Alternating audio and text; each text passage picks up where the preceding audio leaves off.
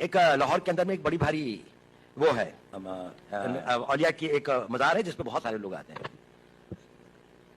तो नेचुरली मैं क्योंकि एक मुस्लिम उसमें रहता था और उसके साथ में रहता था, तो मैं वहां से गुजर रहा था। तो एक आदमी एक कोने पे बैठा हुआ था, बड़ी आकर्षक उसका व्यक्तित्व था, बड़ी सफेद लंबी दाढ़ी थी। उसने मुझे बुलाया, उसने कहा तुम हिंदू हो? मैंने कहा नहीं। कहता मेरे साथ आओ।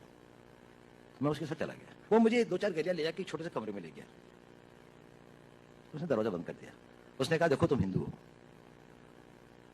मैंने कहा आप क्यों कहते हैं ये? कहने उसने कहा देखिए आपके कान छिदे हुए हैं। अब पता नहीं, बचपन में हमारे यहाँ एक प्रथा है, मैं जहां का रहने वाला हूं, कि कानों को छेदने के एक कण वेदन का एक वो होता है, एक वो है। अब शायद कम हो गई है, लड़कों की नहीं, अब लड़कियों की होती है, लेकिन मेरे टाइम पे लड़कों की भी होती थी।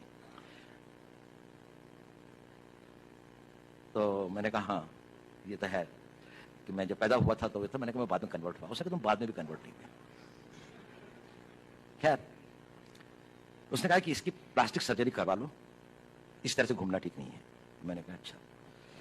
खैर वो मैंने करवा ली या नहीं करा, इसके बाद में भी है, दिखाई देते हैं, कम दिखाई देते हैं पर दिखाई देते हैं। उसने कहा देखो पता है मैंने ऐसा क्यों कहा?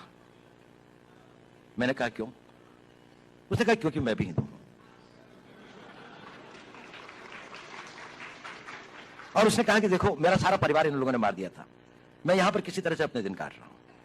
मुझको बहुत खुशी होती है जब आप लोगों को देखता हूं, लेकिन मैंने भी अपना बेस बदला हुआ है। लेकिन देखो इस कमरे के अंदर, और फिर उसने अलमारी खोली, उसके अंदर में एक शिव जी की और एक दुर्गा की एक वो रखी थी।